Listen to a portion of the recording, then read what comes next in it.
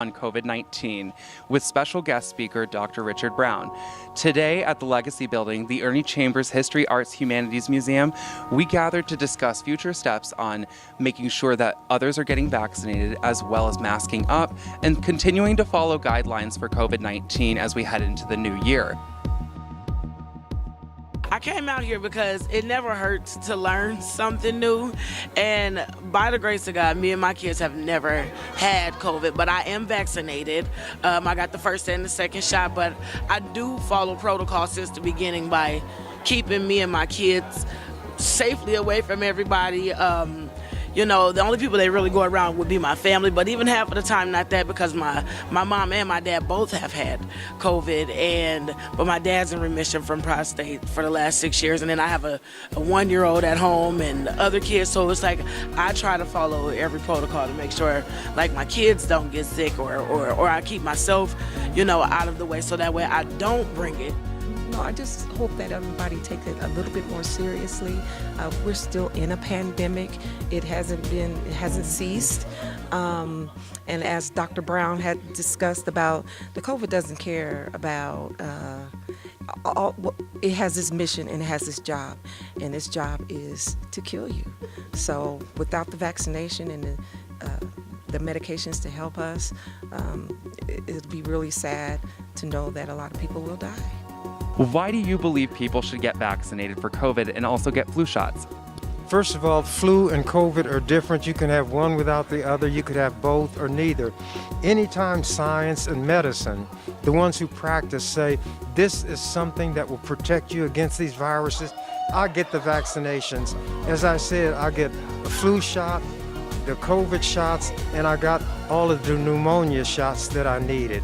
So if you can protect yourself, prevention is better than cure. I believe in the flu shot. I get it every year because of asthmatic and health conditions. It's worth it. And people should get vaccinated. It's by personal choice because I'm not, there's not enough evidence out there long term for me. So, but I've had COVID twice and I mask up wherever I go. I'm over the road truck driver, so I mask up and sanitize now more than I ever did. I was not a mask person, but now I wear masks everywhere. It's my second skin. So it's important to get masks for the elderly, and it's really bad on the elderly because someone older would get it. It's so horrible. There was 8 colds today. I was in the hospital for a week. So, and I was doing that first time, so it was really hard. So yeah, it's something you need to do. You need to get vaccinated for you. I think that for the safety and the protection of their lives, their loved ones, their friends, we don't want them to leave here. We want to keep them, you know, for as long as we can. And realizing that you need to get your shot, your vaccination, so that you can save others in your family that are older, that have underlying conditions and things of that nature, and your friends. I mean, it would be terrible to say that my grandma passed because I came home with COVID and passed it on to her. How would you feel? Well, I think it's because you want to protect yourself against other people and your family. So I've gotten vaccinated. My boys that live in the house with me have gotten vaccinated because, you know, I want to remain healthy, and I don't want to, have COVID-19 and spread it to other people. Well, people should get vaccinated for COVID and get a flu shot because both the flu virus and the COVID-19 virus is still out here in the population. And we're entering into the winter months, into the flu season, and people are coming closer together, and that is when the virus has an opportunity to spread. It's important to be knowledgeable, to have information on things such as like COVID-19 that you may not necessarily get at home, and then that it's important to stay masked up, sanitize your hands, sanitize your surfaces at home, and to not just protect yourself, but also be in a position of protecting your family. Why is it important that we still talk about masks, guidelines, vaccines, etc. right now? To prevent COVID. It's so easy transferable from person to person by breath. I'm a COVID long hauler. And I just stood in a child's presence for a few minutes. The worker didn't acknowledge she had COVID, and it almost killed me. And I've had Omicron COVID also as secondary. So consider I had COVID in my lungs and double pneumonia. So I'm a COVID long hauler now. So that's why it is prevent, because I was only in her presence for 5 minutes and it was just the breath outside. It got me. Stay away from large crowds, for real. That's all I know, because I went to a funeral.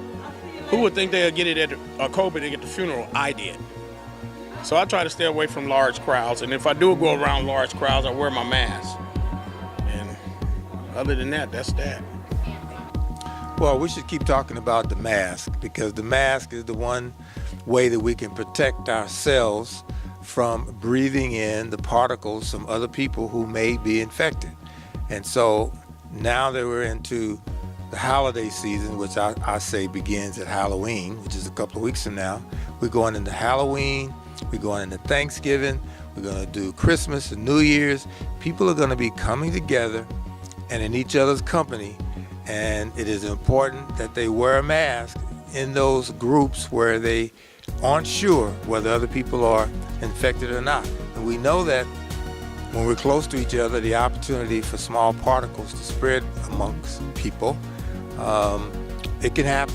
So I encourage everybody to wear that mask whenever they feel like they should, to protect themselves. Senator Chambers, do you feel that events like this need to happen more often as we approach winter and going into next year? I think even before we go into winter, anything that gives information about COVID or SARS, the virus as I call it, that's warranted, and there ought to be more of these everywhere in this country. I haven't seen a lot of like this, but they do need to be more events like this to keep COVID aware on the front line, because right now it's just been brushed back with media and everything else. It's just like, well, there's no more pandemic, now we shut everything down. But there still is a pandemic, just don't acknowledge it because it's not worth the money now. So, but it's still something that's killing all of us, and we need more events like this in our community just to keep raise the awareness and keep it out on the front line. We need a lot more events like this. People are starting to gather more, and when we can find them gathering, we need to talk to them about what's going on, because a lot of people still don't understand how the virus works or how the flu works, and that when they're together and in the presence of each other, it's a good time to talk to them. I think in the very beginning, I don't think we all knew or understood the impact that it would have in the long run.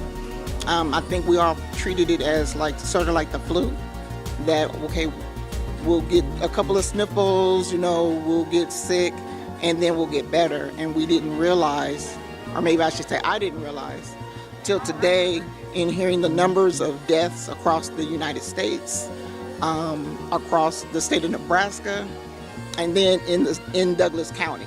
And then to know that on one given day, that 3,000 people died in one day due to this virus. That lets you know just how dangerous it is and how important it is to mask up and to sanitize and to wash your hands.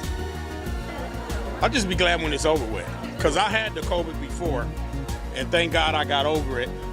And coming through little meetings like this, you learn more and more and more.